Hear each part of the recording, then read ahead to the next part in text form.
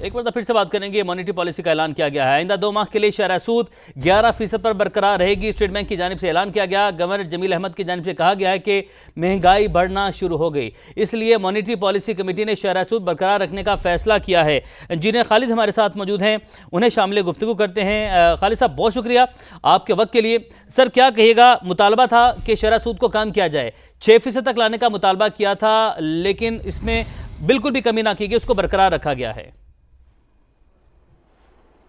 جی دیکھیے, میرا سب سے پہلا رسپانس تو یہ ہوگا کہ آئی ایم ڈس اپوائنٹڈ. مجھے بہت سخت مایوسی ہوئی ہے, اور یہ میں سمجھتا ہوں کہ اس فائنینشیل ایئر کے اندر یہ دوسری مایوسی ہے. پہلی مایوسی ہمیں اس وقت ہوئی جب ہم بجٹ سپیچ سن رہے تھے, اور اس کے بعد دوسری مایوسی یہ ہوئی کہ, اور ہم کچھ دیر سے یہ بات کہہ رہے تھے, اگر آپ کے پاس ریکارڈ پہ یہ بات ہو کہ دیکھیے اب جو مہنگائی ہوگی وہ بیسیکلی گورنمنٹ کی غلط پالیسیوں کی وجہ سے ہوگی. جو کاموڈٹی سائیکل ہے دنیا میں بریک ہو چکا ہے, وہ اب اس وقت کوئی کاموڈٹی سائیکل نہیں ہے.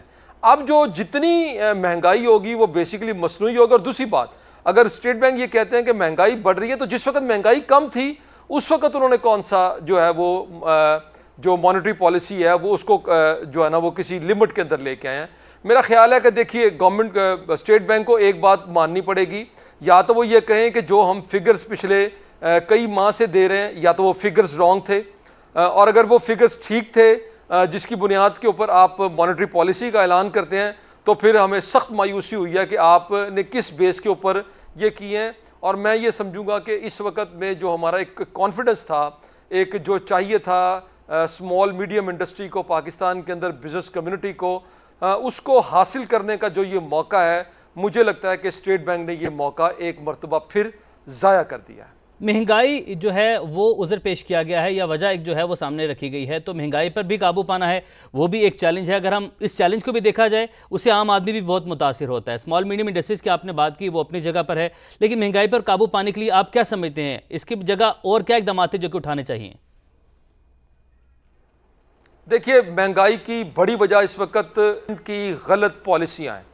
جو اس وقت بیڈ گورننس ہے وہ کاسٹ کر رہی ہے پاکستان کو. میں اگر صرف چینی کی بات کروں آپ کے سامنے, تو آپ کو پتہ ہے اس ملک کے اندر کیا ہوا ہے کہ ہم نے پہلے ایکسپورٹ کیا ہے, پھر ہم نے اس کو امپورٹ کیا ہے. ہم ڈالر نہیں کما رہے, چونکہ ہم ڈالر کما نہیں رہے, اور ہم صرف ایڈمنسٹریٹو کنٹرول کے ذریعے سے ڈالر کو ایک جگہ پر رکھنا چاہتے ہیں. یہ کوشش بھی کسی صورت کامیاب نہیں ہو سکتی اس وقت تک کہ جب تک ہم ڈالر کو کما کر جو ہے نا اس کی پرائس کو کنٹرول کر سکیں. تو میں سمجھتا ہوں کہ یہ سیریز آف مسٹیکس ہیں